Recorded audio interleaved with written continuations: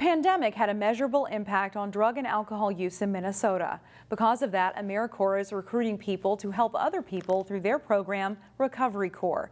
We sat down and spoke with Alana Stimes, Director of Program Development for Recovery Corps, in today's Newsmakers. Alana, let's begin today with what is Recovery Corps? Yeah, Recovery Corps is an AmeriCorps program here in Minnesota. It's been around since 2017, and it's aimed to support people who are in recovery from substance use disorders statewide. And we do that kind of through the power of national service. So people can serve as recovery navigators. They themselves identify as being people in long-term recovery from a substance use disorder. So we actually require that they have 1 year at a minimum of uninterrupted recovery experience before they start service. But our recovery navigators really partner with people in recovery and support them through kind of one-to-one customized services, helping them just identify goals, action plans, and get all the support and kind of resource navigation that they need in order to sustain and grow a healthy lifestyle in recovery. And you guys are seeing a greater need right now for more recovery navigators. Why do you think that is? Yeah, you know, I think not to be the person to keep talking about the pandemic, but really, you know, the pandemic really stressed everyone out. We can all, I think, agree on that.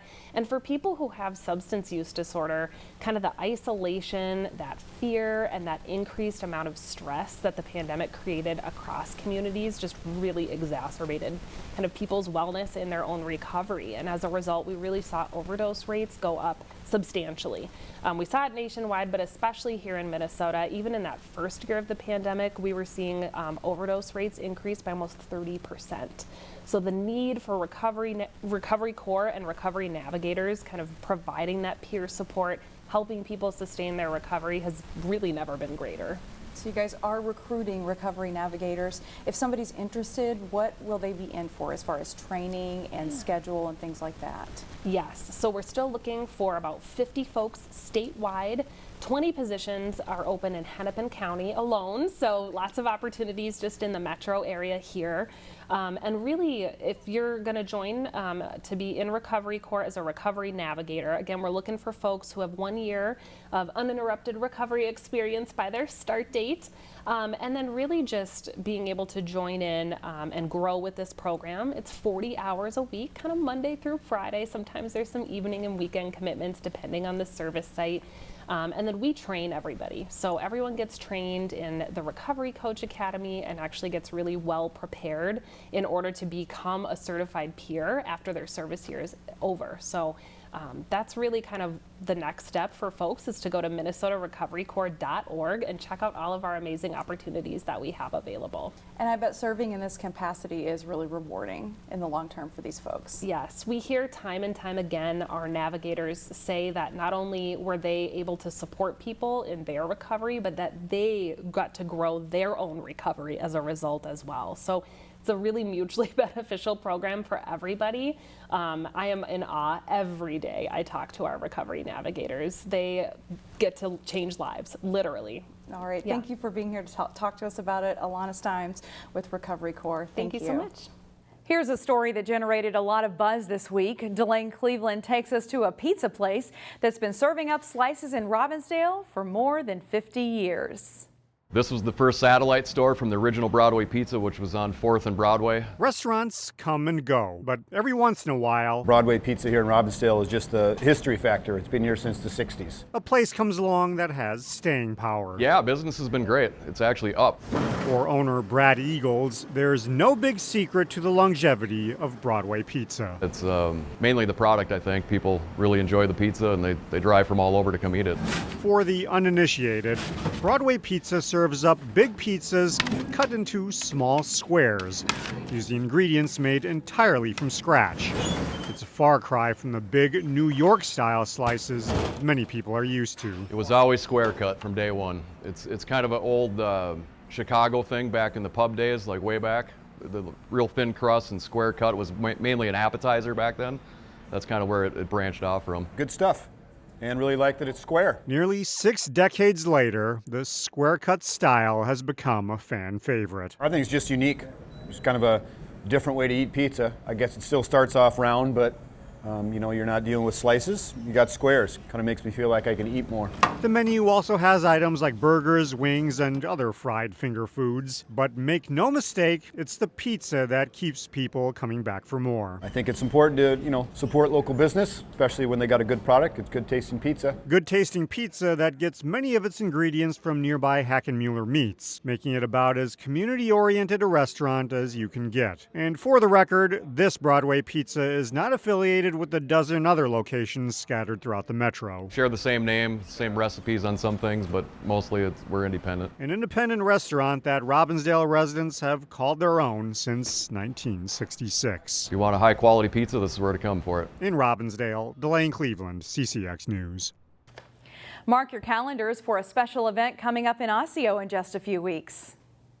I'm really happy to be involved in a small way to make it possible for a young person to participate if they even maybe perhaps can't afford the cost. It's all about building community, and it's bringing us together. It's bringing the small town of Osseo. You'll see all different ages that will be here, from children to retirees. You'll see a bunch of us that have graduated from here, and that's what living and growing up in the small town of Osseo is all about. Home Again will be Wednesday, September 7th at 6 p.m. at Boorboom Park in Osseo. The event is free, but donations are appreciated, and they go to the Osseo cross country team. Find more local news stories at ccxmedia.org and follow us on social media.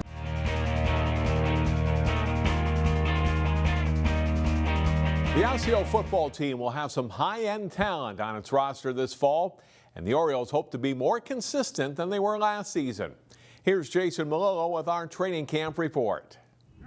It's a simple offensive philosophy. Run the ball, block, control the clock. But one the Osseo football team hopes will be effective. We want our identity to be, control the game clock, keep the defense on the sideline, use our athletes to be fresh, fly around. Senior captain and future Gopher Jerome Williams likes what he sees from the offense so far. I've seen a lot of people emerge to be leaders, a lot of people holding each other accountable, a lot of promise in this team.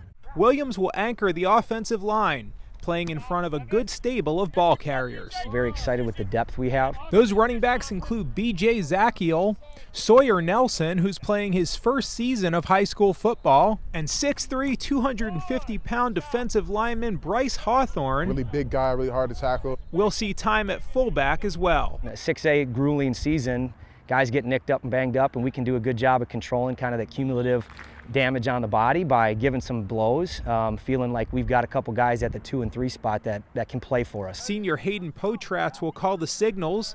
He impressed coaches last season with his work ethic and understanding of the playbook. That backup role that he was in last year, that's a really tough spot to be in, because you have to be ready to take the keys to the car and drive it. With the first team, you got to motivate the second team. You got to be a JV guy, you got to be a scout team guy, you got to know everything. On defense, Hawthorne and Antonio Fondren are an intimidating duo, but they're sure to receive a lot of attention from opposing offenses. So the Orioles will need other guys to step up. You have two guys that are going to get double teamed, so that frees up, two other people to get the play, to make the play get soloed, So it really helps our team just, have pride in what they do and almost want to play harder because they know they can make the play now. Osseo will open the season against district rival Maple Grove. Jason Malillo, CCX Sports. Thanks, Jason. And that Osseo Maple Grove game can be seen live on CCX Thursday, September 1st at 7 p.m. A former Prep boys basketball star from the area is headed overseas to play professionally. Jay Wilcox has his story.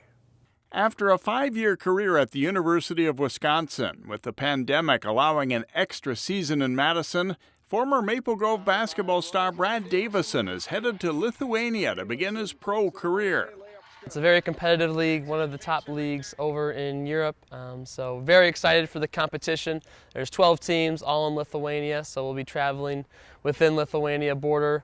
Really excited. I know I'm going to be a part of a young team, a talented team. We're super excited for this next step. Been looking forward to it. Can't believe it's already here, but a great opportunity to compete and do something that both my wife and I love, so we're definitely looking forward to this opportunity. Brad and his wife Tyra, who is the all-time scoring leader at Indiana, were married this summer and both are going to be playing in Lithuania. It just makes life that much more fun, getting to do it with your best friend and the person that you love. So the fact that we get to go both play basketball, both take advantage of those opportunities, and just spend time with one another. There's no other way that we'd want to start our marriage and spend our time together, so we're super excited. Davison hopes to get into college coaching, but couldn't pass up the opportunity to keep playing. Getting an overseas contract is an interesting process.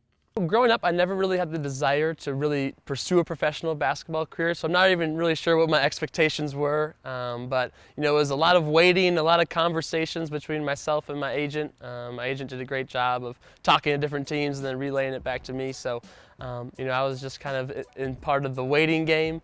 Now the wait is just about over as Brad Davison starts a new chapter in life. Jay Wilcox, CCX Sports.